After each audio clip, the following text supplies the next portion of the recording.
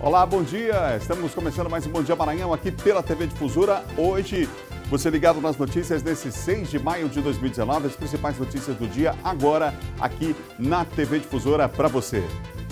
Prepare o bolso, o gás de cozinha está mais caro e passageiros estão pagando mais para viajar pelo Nordeste. Fique atento, começam hoje as inscrições do Enem, o Exame Nacional do Ensino Médio. No esporte, veja como foi o fim de semana dos 4 times maranhenses que disputam o Campeonato Brasileiro. Você vai ver também que uma cidade do Maranhão tem 2 prefeitos, muitos problemas acumulados e o prazo para a nova eleição já venceu. Veja ainda a repercussão da entrevista exclusiva do governador Flávio Dino ao Sistema Difusora de Comunicação. E no estúdio vamos repercutir o anúncio do corte de 30% na verba das universidades federais. O Bom Dia Maranhão está começando agora.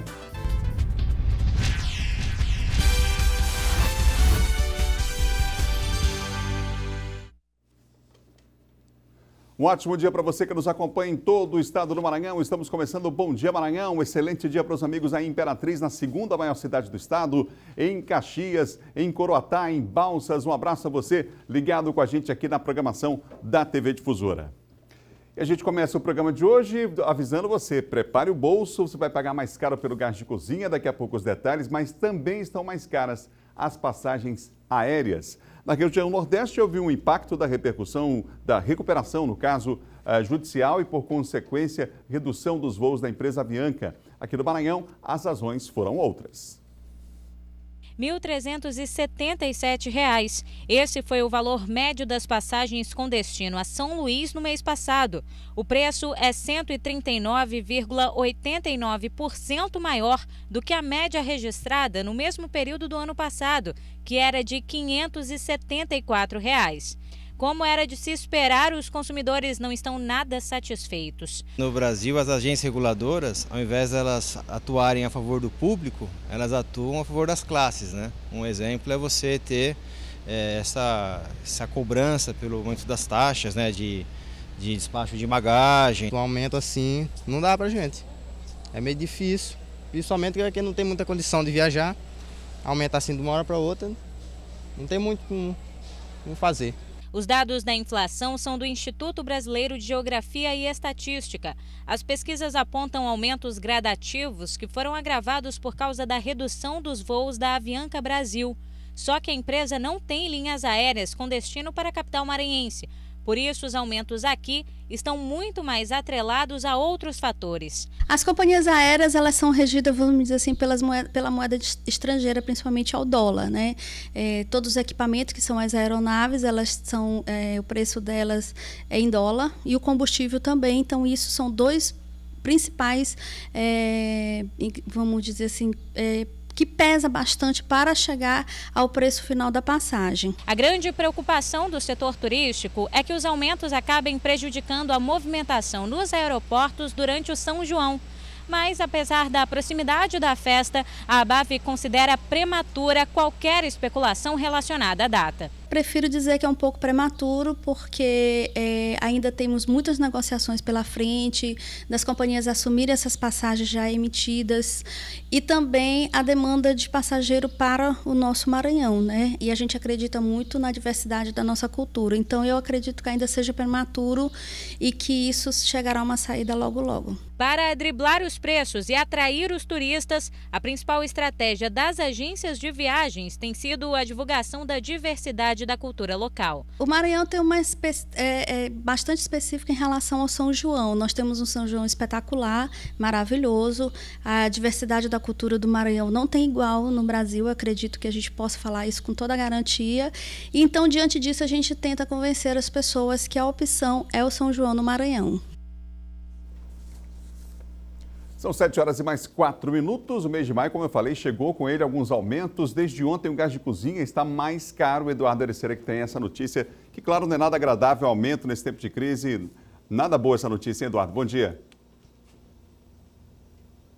Olá, muito bom dia, Adalberto. Bom dia a todos que acompanham o Bom Dia Maranhão. Pois é, esse aumento que já começou a vigorar, já começou a valer aí para o consumidor que for comprar o gás de cozinha, aquele de 13 quilos, que a grande maioria que é consumida aí pelos consumidores já vai com um reajuste que começou a valer a partir da meia-noite deste domingo de 3,43%, quer dizer, chegava a R$ 25,33 desde o último reajuste às distribuidoras e agora vai chegar ao valor de R$ 26,20 e com certeza esse aumento, esse reajuste será repassado ao consumidor de 3,43%. Vale lembrar, Adalberto, e as pessoas que nos acompanham, que o último aumento foi feito aí há 3 meses, a questão de 3 meses, no dia 5 de fevereiro, quando teve o último aumento aí do gás de cozinha, quando subiu para esse valor de R$ 25,33, quer dizer, 3 meses depois do último aumento, um novo reajuste para o consumidor de 3,43%, como eu disse, subindo para R$ 26,20, chegando com esse valor na distribuidora, cerca de R$ 70 aqui na capital São Luís, por exemplo, sendo vendido a partir de agora com esse aumento.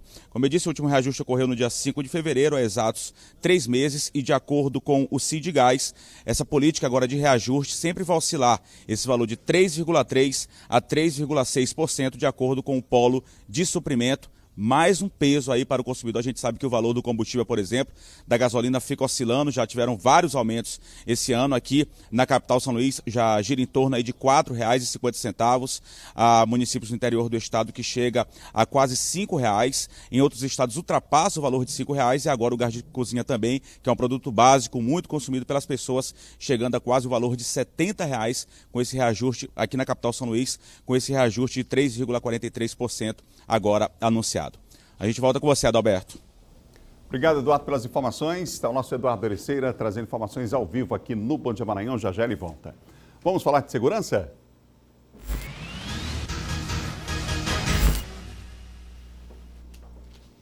A participação agora é de Silvan Alves, que apresentou agora há pouco o Bandeira 2. Silvan, bom começo de semana, boa segunda-feira para você. Boa semana, Adalberto, bom dia a você, bom dia a todos. Silvan, o que você destaca do Bandeira 2 que terminou agora há pouco aqui na Difusora?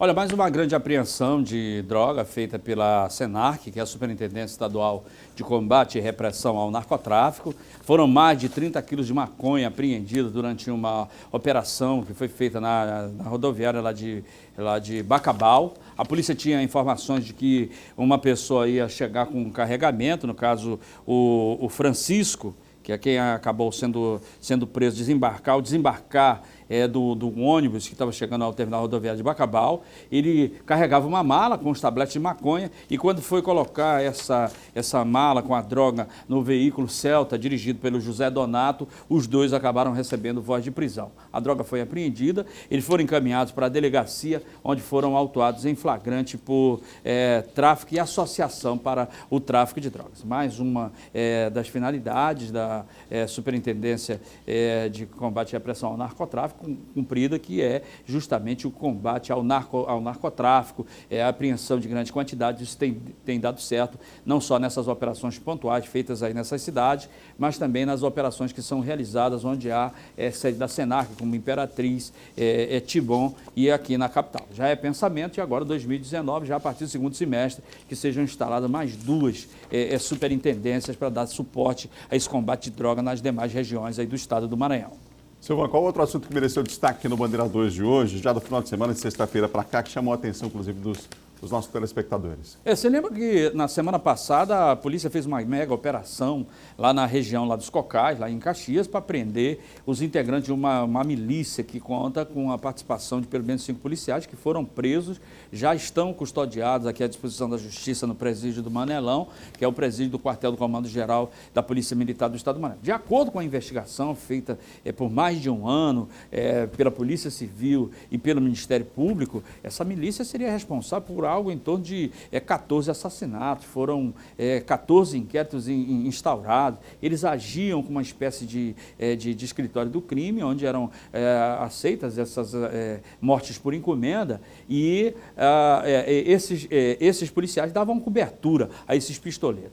2 deles foram presos, junto com esses 5 policiais militares, e um estava foragido, e nesse final de semana a Polícia Civil da Delegacia Regional de Caxias acabou conseguindo prender o Santo da Conceição Silva, que é mais conhecido como Paulo Bala, que seria também uma dessas pessoas, um dos matadores de aluguel que atuavam nessa organização criminosa. Obrigado, Silvan. Boa semana para você. Boa semana, Adalberto. Bom dia. Silvan Alves conosco aqui no Bom Dia Maranhão. São 7 horas e mais 10 minutos, 7h10, não perca a hora. Nós vamos agora às notícias da região tocantina com Luiz Carlos Lima, direto de Imperatriz. Bom dia, Luiz. Você começa hoje falando de uma cidade aí da região que tem 2 prefeitos, um monte de problema e a eleição, inclusive, já passou do prazo. É isso, Luiz? Bom dia. Oi, Adalberto. Muito bom dia para você também. Bom dia a todos que nos assistem. E olha só essa história. A cidade de Davinópolis, que fica aqui pertinho, vive uma crise administrativa desde o assassinato do prefeito Ivanildo Paiva, em novembro do ano passado. A cidade tem atualmente 2 prefeitos. Um deles, o presidente da Câmara, assumiu a prefeitura por 90 dias para convocar nova eleição. Já se passaram mais de 120 dias e não houve eleição. O município tem 2 prefeitos. Detalhe, um está preso e o outro não foi eleito. O Palácio Carlos Soares dos Santos, sede da prefeitura, é o endereço dessa confusão na administração de Davinópolis. E houve um momento em que por aquela porta, em menos de 2 meses, passaram 3 prefeitos. Em 2018, Ivanildo Paiva, do PRB, estava no 2º ano do último mandato consecutivo, quando foi assassinado a tiros, no dia 11 de novembro. O vice, José Rubem Firmo, colega de partido, assumiu o cargo 6 horas depois do sepultamento. Rubem foi preso depois de 48 dias, no dia 31 de dezembro, apontado como mandante do crime. Entrou em cena o presidente da Câmara de Vereadores, Raimundo Nonato, o Raimundo Coquinho. Pela lei orgânica do município, ele tinha 60 dias, que poderiam ser prorrogados por 90, para convocar novas eleições. Só que o prazo venceu em março. O prefeito Rubem está sendo acusado de participar de um crime comum, que é a competência do Poder Judiciário. Porque enquanto ele continuar preso, o presidente da Câmara, que é o Coquinho, que hoje ocupa o cargo de prefeito, ele vai continuar até enquanto perdurar essa situação. Enquanto Davinópolis segue com 2 prefeitos, máquinas paradas e os moradores reclamando da lama, buracos, esgoto a céu aberto e dos efeitos dos alagamentos no início do mês de abril. Buraco e lama e casa alagada e casa caída é assim. Sábado foi o dia D de vacinação contra a gripe.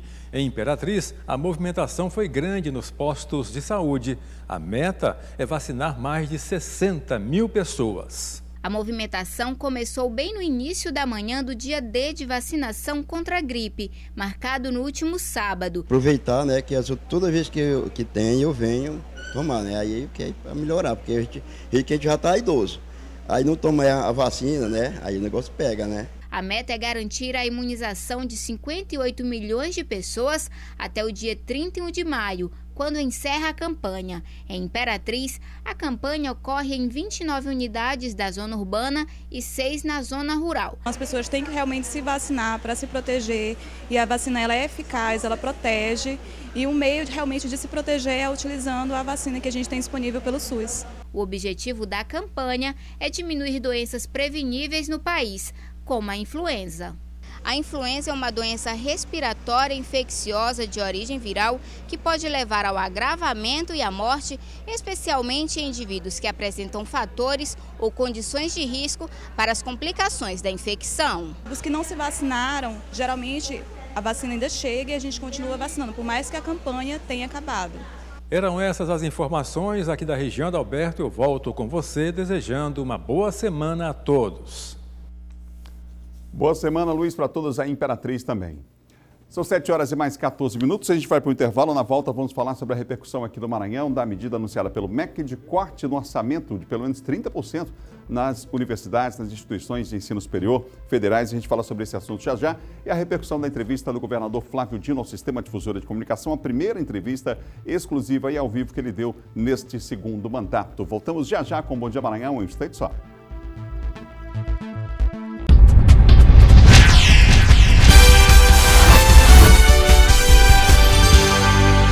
São 7 horas e mais 17 minutos, de volta ao Bom Dia Maranhão, ao vivo para todo o estado. O anúncio do corte de 30% pelo MEC no repasse às universidades e institutos federais em todo o Brasil está causando preocupação.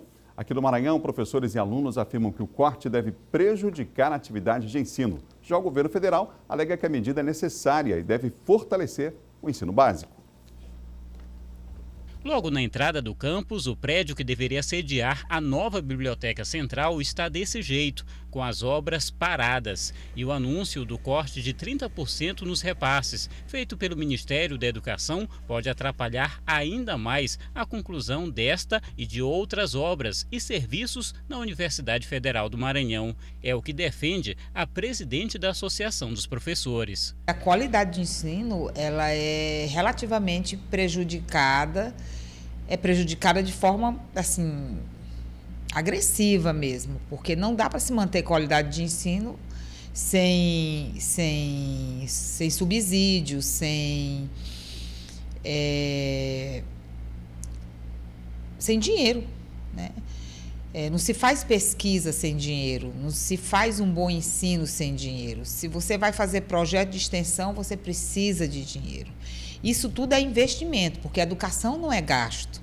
A medida vale para todas as universidades e institutos federais. Alguns critérios estariam em estudo para premiar algumas instituições com reduções menores. Para a professora, as justificativas para isso são inaceitáveis. Medida autoritária, sem qualquer argumento, porque o que a universidade está precisando é de investimento. Temos muitos alunos, temos que dar conta, temos obrigação com os alunos que já estão na instituição. Quem vai pagar o prejuízo desses alunos se eles tiverem o comprometimento na qualidade de ensino deles? Estudantes também criticaram a medida. Afirmam que as instituições federais passam por uma série de problemas, inclusive estruturais, situação que, na visão deles, deve piorar. E o que a gente observa hoje é um projeto de desmanche da universidade pública. A gente consegue observar ataques que são constantes a bolsas de assistência estudantil, universidades que hoje têm dificuldade de manter suas portas abertas e agora mais frequentemente o anúncio de um corte de 30% especificamente, né, em cursos que são da área das ciências humanas. E a gente consegue perceber ao passear na universidade o grande sucateamento, né, onde a universidade não consegue minimamente ter uma alimentação de qualidade, graças a essas medidas que foram tomadas, onde a estrutura da universidade a gente consegue ver que prédios conseguem ser altamente sucateados, onde quando chove, em alguns prédios da universidade chove mais dentro do que fora. E isso a gente consegue ver que é reflexo disso. O ministro da Educação defende a realocação de recursos para a educação básica. Um aluno numa graduação custa R$30 mil por ano. Um aluno numa creche custa R$3 mil por ano. Para cada aluno de graduação que eu coloco na faculdade, eu poderia trazer 10 crianças para uma creche. Crianças que geralmente são mais humildes, mais pobres, mais carentes e que hoje não tem creche para elas. A Universidade Federal do Maranhão publicou uma nota onde afirma que o anúncio feito pelo MEC vai impactar fortemente nas atividades de ensino, pesquisa e extensão da instituição. Disse ainda que a universidade já vinha trabalhando com um orçamento bastante restrito e que a redução de recursos por parte do governo federal tem sido frequente desde 2015, comprometendo o investimento em equipamentos, urbanização e a conclusão de obras fundamentais para a instituição. Nós vamos continuar falando sobre o assunto aqui no estúdio. O presidente do Sindicato Nacional dos Docentes das Instituições de Ensino Superior, Antônio Gonçalves. Professor, bom dia. Bom dia, Adalberto. Professor, o corte trata do orçamento para despesas discricionárias. Que despesas são essas? Então, o orçamento das instituições públicas de ensino superior, eles vêm dividido em bens de capital, né? Assim, é um orçamento para as obras e tal, e a discricionária são aquelas despesas do dia a dia, em que vai manter o restaurante funcionando, que vai pagar os terceirizados. Então, esses recursos, eles também estavam contingenciados, em torno de 60%, e os de bem de capital para finalização das obras que estão inacabadas, o contingenciamento chega a 90%.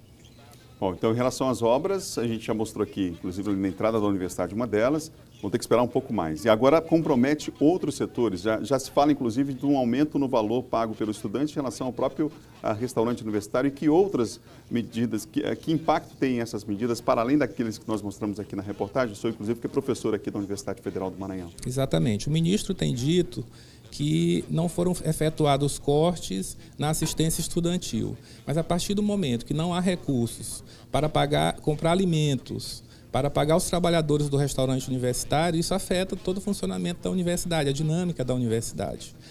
a gente vê com muita preocupação, ainda mais quando ele busca, para justificar a sua ação, contrapor o orçamento do ensino superior com o da educação básica. Não é dizer que vai estar cortando na universidade para garantir as creches. Isso é uma comparação perversa, injusta e injustificável, porque a comparação que deveria estar sendo feita é em relação às verbas para a educação como um todo e o que se gasta, por exemplo, com o endividamento, com o pagamento de juros e serviço da dívida pública. Professor, como é que funciona esse processo aí em relação aos docentes? Que ações estão sendo previstas? Já, inclusive, uma mobilização prevista agora para o dia 8 e 9 de maio. Eu queria que o senhor falasse sobre esse aspecto. Porque, além dos cortes que eles foram anunciados para a educação, que chegam a 30%, às vezes até mais de 30%, também foram anunciados cortes de 50% na ciência e tecnologia. Então, as entidades da educação relacionadas com pesquisa, como a SBPC, estão convocando ações em Brasil afora, mas principalmente em Brasília, nos dias 8 e 9 agora de maio, para tentar reverter esses cortes da ciência e tecnologia.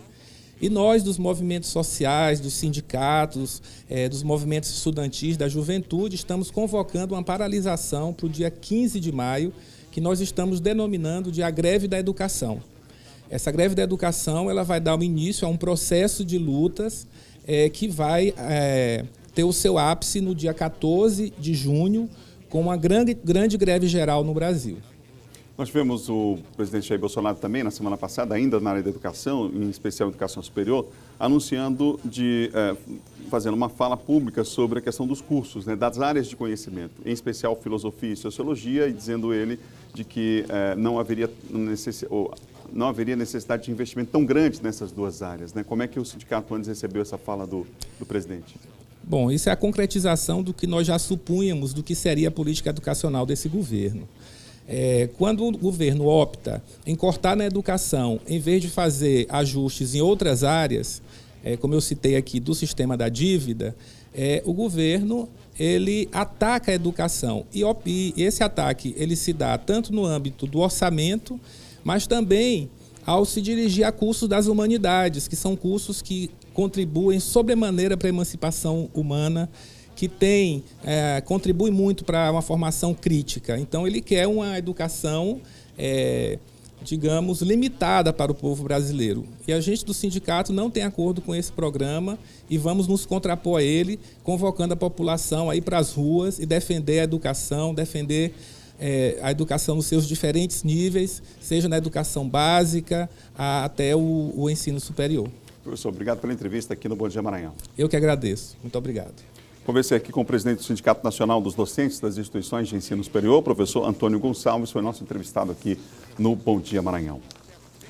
Vamos falar de política, vem já John Coutinho, nosso especialista do assunto, nosso colunista, para falar com a gente. Mas antes, veja uma reportagem, porque o programa Resenha entrevistou o governador do estado, Flávio Dino. Entre outros assuntos, o governador falou sobre a mudança na presidência do Procon Maranhão e anunciou em primeira mão que estará na próxima semana em uma reunião com o presidente Jair Bolsonaro em Brasília.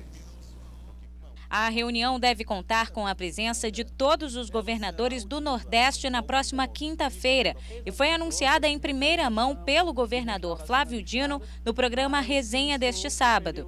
Entre as pautas que devem ser discutidas com o presidente Jair Bolsonaro estão a situação das rodovias federais que cortam o Maranhão, o desenvolvimento da economia e o corte dos recursos do Fundeb, que pode comprometer o funcionamento das escolas públicas. Urgente que o governo federal envie ao Congresso Nacional uma nova lei do Fundeb, porque se não houver, nós podemos ter um colapso das redes de educação, sobretudo dos municípios.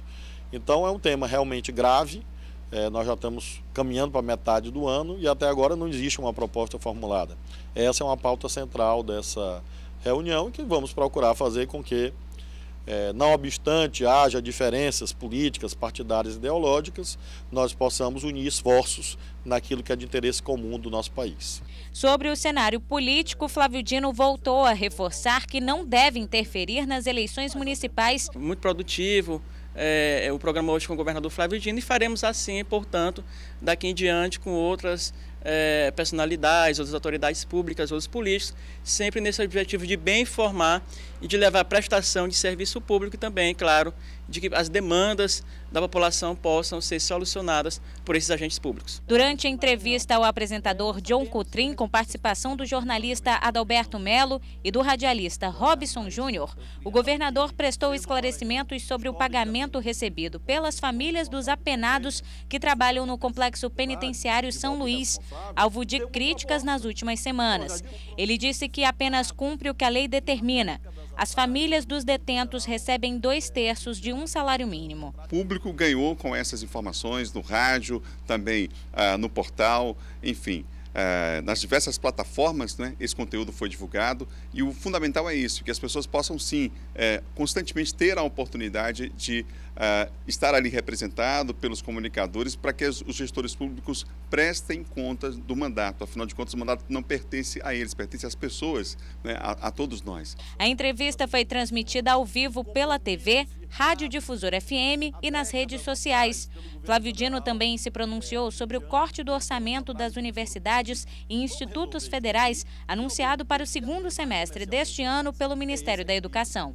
A experiência foi boa, principalmente entrevistar o governador, não porque é o governador. Eu acho que foi um diálogo bom.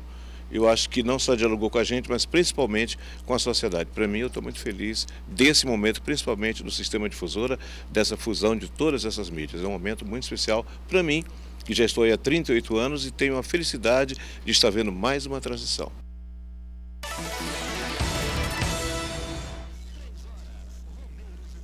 Participa aqui do Bom Dia, John Coutrin. Olá, John, bom dia para você. Bom dia, Adalberto. Boa semana. Boa semana. Repercutiu bastante a entrevista do governador, né? Os jornais impressos, os blogs de imediato, já no mesmo dia também repercutindo. A entrevista que está disponível, inclusive, nas nossas redes sociais. Você pode rever a entrevista com o governador Flávio Dino. A primeira entrevista dada, John, ao vivo e exclusiva depois desse segundo mandato, né? É isso, Adalberto. Final de ano ele não fez coletiva, é importante lembrar. Sempre no final do ano ele faz um balanço das ações, das atividades. E nesse ano ele não fez essa coletiva de final de ano, não tinha ido, portanto, nenhuma entrevista, digamos assim, ao vivo por 1 hora, então foi de forma exclusiva, ele falou de diversos assuntos. Entre eles, Adalberto, vamos pontuar primeiro a questão da eleição presidencial. O governador foi perguntado pela primeira vez ele falou sobre o assunto de forma bem aberta. E ele disse o seguinte, ele disse que foi uma brincadeira, que ele tinha feito no evento partidário fechado, ou seja, foi no evento do PCdoB e ele tinha brincado que tinha emagrecido, já estava emagrecendo, já para desafios futuros. E aí interpretaram, analisaram como uma candidatura a presidente. Por outro lado, uns dizem, Adalberto, que o governador não quer antecipar essa disputa presidencial, mas que ele sim será, mais na frente, ele deve sim já trabalhar o nome dele para a sucessão presidencial. Ou vice, ou então sendo candidato pelo próprio partido. Outro ponto importante sobre a eleição é as eleições municipais de São Luís e de outros municípios. Ele disse o seguinte, que não interferirá no primeiro turno nas eleições de São Luís se partidos, legendas e siglas da sua base lançarem candidatos. Foram 16 partidos que estiveram no seu arco de aliança nas eleições passadas e ele disse que, por exemplo, até se o PCdoB, que é seu partido, tiver candidato, e, por exemplo, o Democratas, o PDT, o PSB tiver também candidato, ele não apoiará nenhum candidato, nem que seja do PCdoB, também ele não apoiará, só no segundo turno aí que ele se manifestará, e isso vale também, segundo ele, para os demais municípios. Para finalizar, Adalberto, de forma exclusiva, em primeira mão, ele anunciou o encontro dele com o Bolsonaro, na quinta-feira. É importante porque será o primeiro encontro, a primeira tratativa do governador frente a frente com o presidente Bolsonaro. Será na quinta-feira, em Brasília, e ele disse também que se o presidente vier aqui ao Maranhão, ele será muito bem recebido no Palácio dos Leões, se assim o quiser. John, hoje é segunda-feira, na sessão de segunda, geralmente a coisa é mais tranquila lá na Assembleia Legislativa, mas hoje é diferente, há a possibilidade de votação, de eleição da mesa diretora? É isso, Adalberto. Daqui a pouquinho, 11 horas da manhã, foi convocada, portanto, essa eleição para a nova não, digamos assim, vai ser a prorrogação da mesa diretora, que tem como presidente o deputado Otelino Neto. Nós falamos durante a semana toda passada aqui houve aí um projeto de resolução que antecipa as eleições e, portanto, nós temos aí no quadro, em primeira mão aqui, no Bom Dia Maranhão, em primeira mão, qual deve ser, portanto, a mesa diretora a ser eleita daqui a pouquinho, 11 horas, na Assembleia. Uma espécie de chapa de consenso, né? Isso, chapa de consenso. Deve ter algumas alterações aí na quarta secretaria que não está definido ainda.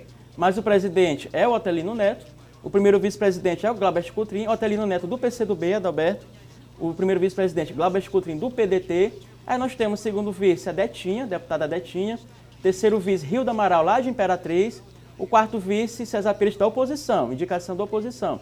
Primeira secretaria, Andréia Rezende, do Democratas, segunda secretaria, Cleide Coutinho, de Caxias, do PDT, temos também o Pará Figueiredo e aqui, como quarto secretário, que é a secretaria que está ainda em dúvida, pode ser o Paulo Neto, Zé Inácio ou Filipe dos Pneus. Então, a mudança deve ocorrer somente aí na quarta secretaria, Adalberto. Vamos saber daqui a pouquinho, 11 horas, na Assembleia. Obrigado, John. Boa semana. Até amanhã, Adalberto. O nosso Diogo Coutrin participando aqui do Bom Dia Maranhão ao vivo. Esta segunda-feira será um dia de mais um evento na capital na área do empreendedorismo. Vários empresários de destaque em seus ramos de atuação estarão aqui conversando, em especial com estudantes, com universitários. O Eduardo Ericeira tem ao vivo para nós os detalhes deste evento. Eduardo. Pois é, Adalberto, um evento que acontece na noite de hoje, a gente está com serão 4 palestrantes, a gente está com 2 deles aqui, vai conversar um pouco sobre esse evento que vai acontecer aqui na capital São Luís. Eu vou conversar agora com o Celso Plácido, que é fundador ele é membro, sócio da ProSIC, que é uma empresa, é uma escola de negócios, uma das mais inovadoras do país. Plácido, em relação a essa questão, fala um pouquinho da palestra que você vai fazer hoje no evento e sobre essa questão dessa escola de negócios, como é que vocês contribuem, como é que vocês ajudam nessa questão de educação financeira, de trabalhar o mercado. Muito bom dia, obrigado pela sua presença. Obrigado, bom dia, obrigado pelo convite. Hoje eu vou falar um pouco sobre o cenário, tanto o cenário interno, doméstico, quanto externo. A importância de se aprovar reformas, um ajuste fiscal. Eu gosto até de falar muito sobre isso, né? Ou a gente aprova essa reforma da Previdência, que é a primeira, ou a gente quebra. O população tem que entender um pouco isso. Não tem mais dinheiro e a Previdência ela corrói mais de 50% do orçamento do Estado. Falando sobre a escola de negócios, é uma escola inovadora. A gente trouxe uma metodologia, né, de fora, junto com a metodologia desenvolvida, onde a gente tem muito que a gente fala sala de aula invertida, onde o aluno estuda, ensina à distância, faz um banco de questões, esse algoritmo roda e ele acaba vendo onde ele tem que estudar mais, depois ele vai para o estudo de casa, o presencial. Tem que mudar muito isso, né? No passado, eu mesmo tive aula na universidade, tudo isso, era o famoso CUSP-GIS, onde você acabava se desenvolvendo menos. E a importância com conteúdo, formar profissionais, tanto em empreendedorismo quanto no mercado financeiro, para que eles possam desenvolver e fazer esse país crescer. Obrigado, Celso Plácido. Eu vou falar agora com o Rodrigo Fisma, que é ex-sócio da XP Investimentos, hoje uma grande referência no mercado, e também é membro e sócio da ProSIC. Empreendedorismo é algo que às vezes a pessoa não tem um conhecimento, educação financeira, boa parte da população, às vezes a pessoa pensa assim, se eu não tiver uma educação financeira, se eu não souber do mercado, eu não posso empreender em determinada área. Isso às vezes não acontece, né? Isso fiz. Uma pessoa que às vezes não tem nenhum tipo de conhecimento, ela pode empreender de acordo com uma educação financeira, de acordo com conhecimentos que ela vai adquirir, não é isso? Com certeza. O Brasil está cheio de empreendedores e o que a gente precisa cada vez mais é motivar isso no Brasil. Um pouco do que eu vou falar hoje à noite é sobre o cenário que a gente vive e a necessidade que a gente tem de que o país só vai crescer com investimento privado. Não tem mais capital público do governo para fazer o país crescer. Portanto, a gente precisa, assim, cada vez mais de empreendedores e a ProSIC, na sua escola de negócios, tem cursos para auxiliar, capacitar aqueles que querem ou que já empreendem ou que querem empreender no processo de desenvolvimento dos seus negócios. Isso pode ser em qualquer área? Em qualquer área, em qualquer lugar do país, porque como o Celso comentou, a gente tem todos os programas, eles são online, fora a parte presencial, existe também tudo online, então qualquer pessoa do país pode usufruir desses cursos. Okay, obrigado pela entrevista, ao Fisma e também ao Plácido, muito obrigado. A gente volta no estúdio com você, Adalberto. Obrigado, Eduardo, pelas informações, aos nossos entrevistados também. O evento que acontece hoje à noite aqui na capital maranhense. São 7 horas e mais 41 minutos. Olha, as inscrições para o Enem, o Exame Nacional do Ensino Médio 2019, começam hoje, segunda-feira, e ficam disponíveis até o dia 17 de maio com um novo sistema. Esta edição dá a opção ao candidato de inserir o nome do pai e uma foto pessoal. A taxa de participação é de R$ 85,00 e deve ser paga até o dia 23 de maio. Quem fez todo o processo e conseguiu a gratuidade da taxa também deve entrar no site do Instituto Nacional de Estudos e Pesquisas Educacionais, Anísio Teixeira, o INEP, e realizar a inscrição para a prova. No próximo bloco, as notícias do esporte, você vai ver como foi o final de semana das 4 equipes maranhenses que disputam o Campeonato Brasileiro. São 7h42 e a gente volta já depois do intervalo.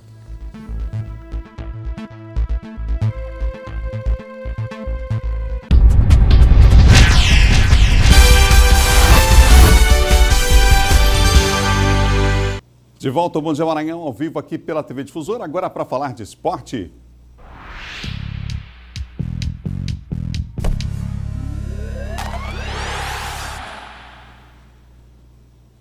Claro que essa segunda-feira a gente vai falar de Campeonato Brasileiro e o Sampaio Corrêa foi prejudicado pela arbitragem jogando aqui em São Luís do Maranhão contra o Botafogo da Paraíba. E aí, com 2 jogadores a menos, o empate em casa acabou tendo sabor de vitória. Sua estreia em casa pela Série C do Campeonato Brasileiro, vindo de uma vitória pela competição fora de casa contra o Confiança. Motivação renovada e logo Ulisses tratou de dar ainda mais alegria para a torcida. Logo aos 2 minutos, o atacante abriu o placar no Castelão.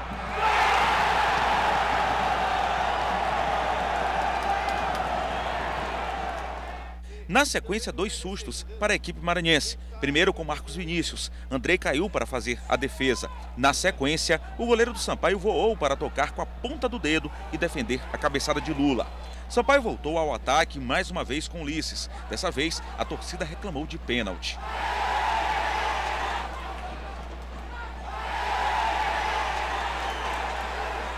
Botafogo levou perigo na cobrança de falta. A bola chegou a tocar na rede, passando rente à trave. Do lado do Sampaio, cobrança de falta perigosa também. Boa trama do ataque botafoguense. Digo saiu na cara do gol e sofreu pênalti. Fábio Alves foi para a cobrança e converteu, deixando tudo igual no Castelão. Nos 5 minutos finais, 2 baixas para o time tricolor. Primeiro Felipe Dias e depois Bruninho foram expulsos pelo árbitro Daniel Vitor Costa Silva, da Federação do Rio de Janeiro. No final do primeiro tempo, muita confusão. Jogadores e comissão técnica do Sampaio foram cobrar explicações do juiz. A tropa de choque teve que intervir e escoltar o árbitro até a saída para o vestiário. O trio de arbitragem deixou o campo sob forte pressão e revolta da torcida maranhense. Com 2 a menos, o Sampaio voltou para o segundo tempo. E aí, apenas com 8 jogadores, ficou difícil atacar. Odair Lucas até acertou uma cabeçada do travessão, mas estava impedido. Depois, foi só pressão por parte do Botafogo da Paraíba. Quando a bola ia no gol, André ia salvando o Sampaio, como nesta bomba do lateral Neilson. As poucas vezes que o tricolor ameaçava ir ao ataque, chegava sem muito perigo. O Sampaio, mesmo com 2 jogadores a menos em campo, segurou o placar. A grande equipe que é o Botafogo, né, que vem da Copa do Nordeste, a gente pegou eles lá com os mesmos jogadores, né, o entrosamento deles é muito bom, mas a gente se superou hoje com 2 jogadores a menos, se eu não me engano, acho que nos 55 a 60 minutos do decorrer do jogo a gente se superou. Pela circunstância do jogo, jogando o segundo tempo com 2 atletas a menos, o empate acabou saindo com gosto de vitória para o Sampaio Corrêa. Eu poderia ter feito aqui uma linha de 3 zagueiros para garantir jogo aéreo, para fechar a cozinha, não gosto disso. Talvez lá no início tudo bem, mas hoje não. Mesmo com 8 jogadores, a gente passou 45 minutos do segundo tempo jogando para tentar ganhar o jogo também. Por isso que o Ulisses estava ali, por isso que o Salatiel estava ali, por isso que o Jones entrou. Porque eu acho que a gente tem que estar sempre tentando ganhar o jogo, é isso que o torcedor gosta e eu quero trabalhar para isso. No final, aplausos da torcida para o Sampaio, reconhecendo o empenho dos jogadores. Aos poucos nós vamos trazendo eles para o nosso lado, cara, porque nós vamos precisar muito deles ao longo do campeonato, cara. Eu estou muito satisfeito, estou muito feliz. Obviamente a gente nunca entra em campo para empatar ou perder, mas esse empate de hoje tem um sabor muito especial, um sabor de vitória.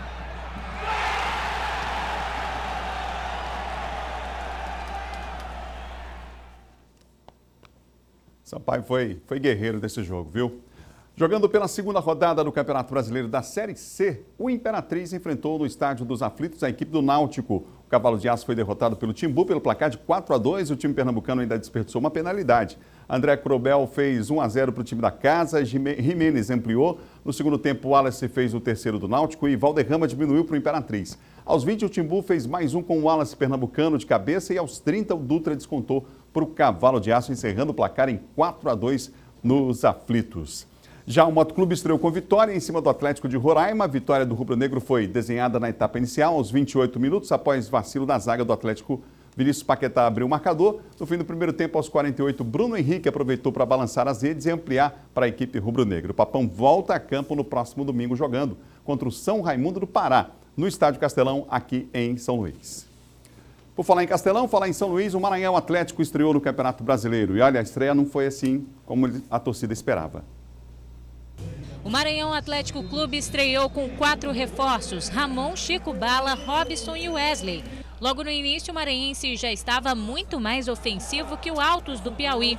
O novo camisa 6 chamou a atenção aos 14 minutos do primeiro tempo. Balançou a rede, mas estava impedido.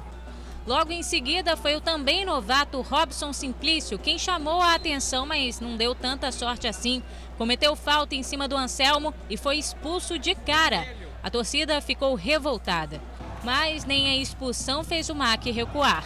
Com maior posse de bola, durante todo o primeiro tempo, o MAC afastou os riscos de uma marcação do Altos. Só que com os problemas na finalização, o segundo tempo começou no 0-0.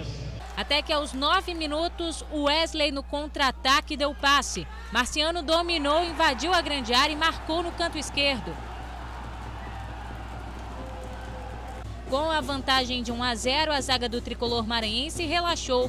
O Altos percebeu, pressionou, cresceu no jogo e conseguiu reverter. Foi o camisa 9 do Jacaré, Manuel, quem empatou com esse chute da entrada da pequena área. O gol da vitória piauiense foi marcado por Marcinho aos 38 do segundo tempo.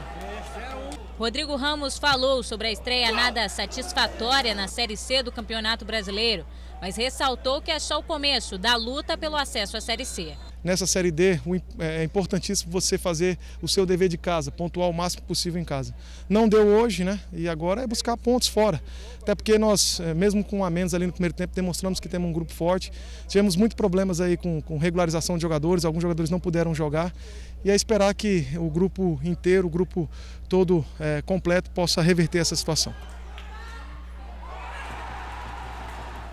Resultado normal, né? Não é que a equipe atleticana jogou mal, não. É que o resultado, enfim, não veio na estreia do MAC, mas o Maranhão tem tudo para fazer um bom papel no Campeonato Brasileiro de 2019. Vamos mudar de assunto. O fim de semana foi de oferta de serviços de saúde, educação, cultura e lazer para as mães, filhos e toda a comunidade do Sol e Mar. O repórter Ciro Mineiro acompanhou. A ação atraiu centenas de pessoas, principalmente as mulheres, que aproveitaram os inúmeros serviços oferecidos. Para quem estava a fim de acabar com a tensão, teve massagem relaxante à vontade. Nessa carreta, o público feminino pôde fazer o preventivo e ainda teve testes rápidos para o diagnóstico do HIV, sífilis, hepatites A e B. A Aricelma se submeteu ao exame, um procedimento simples e com resultado disponibilizado em poucos minutos. É muito bom se prevenir. Saber como está a saúde é uma forma também, se tiver algum probleminha, fazer o tratamento e se cuidar, né? Exatamente, nunca deixar de fazer, né? Saúde em primeiro lugar. Com certeza. Nessa sala, o público também pôde se vacinar contra a gripe, para se manter protegido do vírus. Houve ainda a medição de glicemia e aferição de pressão arterial. A pressão de Dona Fátima, que já é hipertensa, deu alterada. Essa minha pressão aqui deu alta, mas é por conta porque tá muito intenso, né? Aí deu alta um pouquinho. A ação foi idealizada pela União de Moradores do Sol e Mar, com o propósito de garantir saúde e bem-estar à comunidade de forma bem mais cômoda. A comunidade está, assim, agradecido, né? Por esta ação estar acontecendo aqui dentro da nossa comunidade, estão felizes com vários serviços na área de saúde sendo beneficiada a nossa comunidade. Entre as atividades, as mulheres também foram homenageadas pelo Dia das Mães, que será comemorado no próximo domingo. Para elas, houve distribuição de brindes. A Secretaria de Estado da Mulher foi quem deu todo o suporte para que a ação fosse realizada, promovendo aos moradores do Sol e Mar um dia diferente e cheio de atendimentos para quem já estava à espera desses serviços. Nós estamos aqui com várias apresentações culturais da própria comunidade, envolvendo a comunidade com a gestão, com a administração, com o governo, proporcionando um momento de lazer para as crianças, brincadeiras, teatro. Temos também brindes né, que serão distribuídos aqui. Enfim, é uma ação conjunta de muito carinho, de muita dedicação, voltado em especial às mulheres e essas mães maravilhosas nesse mês de maio. Antes de terminar o programa, vamos à previsão do tempo hoje para a capital, gente. Previsão para hoje é de céu parcialmente nublado a claro, possibilidade de chuva ocasional e isolada à tarde. Mínima de 26, máxima de 32. A gente tem até imagens ao vivo. Bela imagem aí da praia de São Marcos nesse momento. É assim que a gente encerra o Bom Dia de hoje. Amanhã tem mais outras notícias no nosso Portal MA10. Para você, uma ótima semana. A gente se encontra amanhã às 7. Até lá.